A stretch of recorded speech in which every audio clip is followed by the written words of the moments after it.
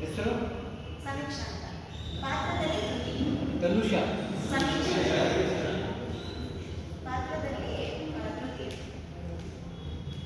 ನಮಸ್ಕಾರ, ನಾನು ಸಂಜೀವನ್ ರಾವ್, ಇಲ್ಲಿ ಅಸಿಸ್ಟೆಂಟ್ ಡೈರೆಕ್ಟರ್ ಆಗಿ ಕೆಲಸ ಮಾಡ್ತೀನಿ. ನನ್ನ ಹೆಸರು ಅಜಯ್ ಅರಸು. ಅಜಯ್ ಅರಸು. ನನ್ನ ಪಾತ್ರದಲ್ಲಿ ಸ್ವಲ್ಪ ಗಟ್ಟಿ ಮಾತಾಡಿ, ನೀವು ಮಾತಾಡೋದೇ ಹಾಗೇನಾ? ಹೆಸರು ಸ್ವಲ್ಪ ಜೋರಾಗಿ ಹೇಳಿ. ನನ್ನ ಹೆಸರು ಅಜಯ್ ಅರಸು. ನನ್ನ ಪಾತ್ರದ ಹೆಸರು Pavan Rao, official manager character.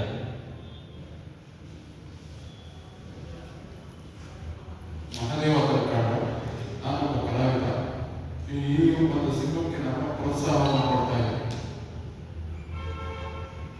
ನನ್ನ ಹೆಸರು ಜಯಶೀಲ.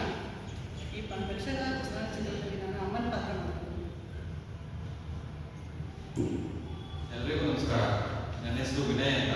ನಾನು ಮೂಲತಃ ಮೈಸೂರಿಂದ ಬಂದಿದ್ದೀನಿ. ಈ ಫಿಲಮಲ್ಲಿ ನಾನು ಖಳನಾಯಕನಾಗಿ ಆ್ಯಕ್ಟ್ ಮಾಡ್ತಾ ಇದ್ದೀನಿ.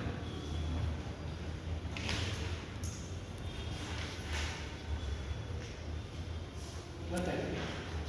ಎಲ್ಲರಿಗೂ ನಮಸ್ಕಾರ. ಹಾಗೆ ವಿಶೇಷವಾಗಿ ಮಾಧ್ಯಮ ಮಿತ್ರರಿಗೆ ನಮ್ಮ ಸಂಸ್ಥೆ ವತಿಯಿಂದ ನಮಸ್ಕಾರಗಳು. ದಕ್ಷಕ ಚಲನಚಿತ್ರ. ದಕ್ಷಕ ಎಂದರೆ ಒಂದು ನಾಗಲೋಕದ ಅಮೂಲ್ಯವಾದಂತಹ ಶಕ್ತಿ. ಅಂದರೆ ದಕ್ಷಕ ಲೋಕದಲ್ಲಿ ಎರಡು ಅಂಶಗಳಿರುತ್ತೆ, ಎರಡು ಕುಟುಂಬಗಳು. ಅಂದರೆ ವಾಸುಕಿ ಕುಟುಂಬ ಮತ್ತು ದಕ್ಷಕ ಕುಟುಂಬ ಅಂತ.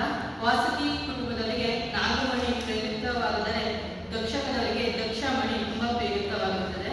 ಅಂದರೆ ದಕ್ಷೇಶ್ವರ ಸ್ವರೂಪವಾಗಿರುವಂತಹ ಮಹಾದೇವ ಅವರು ಭೂಲೋಕಕ್ಕೆ ದಕ್ಷಕ ಒಂದು ಶಕ್ತಿಯನ್ನು ಲಭಿಸುತ್ತಾರೆ.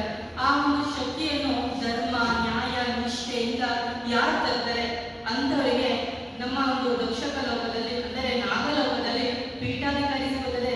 ಮತ್ತೆ ಆ ಒಂದು ದಕ್ಷ ಒಂದು ಸಾಮ್ರಾಜ್ಯವನ್ನು ಆಳುವಂತಹ ಯುವರಾಜ ಪಟ್ಟಾಭಿಷೇಕ ಕೂಡ ಆಗುತ್ತೆ ಎಂಬ ಆಲೋಚನೆ ಇರುತ್ತೆ. ಹಾಗಾಗಿ ಅಲ್ಲಿಂದ ದಕ್ಷಕ ಲೋಕದಿಂದ ಮಾಯಾಸುರ, ದಕ್ಷಕ ಮತ್ತು ಇತರೆ ದೇವತೆಗಳು, ಇತರೆ ಅಸುರಗಳು ಎಲ್ಲರೂ ಬಂದು ನನ್ನ ಭೂಲೋಕಕ್ಕೆ ಜನಿಸ್ತಾರೆ. ಅಂದರೆ ದಕ್ಷಕನ ಪೂರ್ವ ಜನ್ಮದ ಪುನರ್ಜನ್ಮದ ಕಥೆ. ಅಂದರೆ ದಕ್ಷಕನ ಪೂರ್ವ ಜನ್ಮಗಳಾದಂತಹ ಘಟನೆಗಳನ್ನು ಆಧಾರಿತವಾಗಿ ಪುನರ್ಜನ್ಮವನ್ನು ತಾಳಿ ಅವನಿಗೆ ಯಾವ ರೀತಿ ಒಂದು ದಕ್ಷವನ್ನು ತನ್ನ ಲೋಕಕ್ಕೆ ತಗೊಂಡು ಹೋಗ್ತಾನೆ ಅನ್ನೋದರ ಮಾಹಿತಿ. ಭೂಲೋಕದಲ್ಲಿ ಒಂದು ತಾಯಿ ಇರ್ತಾಳೆ, ನಕ್ಷತ್ರ ಅಂತ. ತಾನು ಬಂಜೆಯಾಗಿ ಮಕ್ಕಳಿಲ್ಲದ ಕಾರಣ ದೇವರಿಗೆ ಪ್ರತಿದಿನ ನಮಸ್ಕರಿಸ ತುಂಬಾ ನೋವುಗಳನ್ನೆಲ್ಲ ಸಹಿಸುತ್ತಲೇ ಇರ್ತಾರೆ. ತದನಂತರ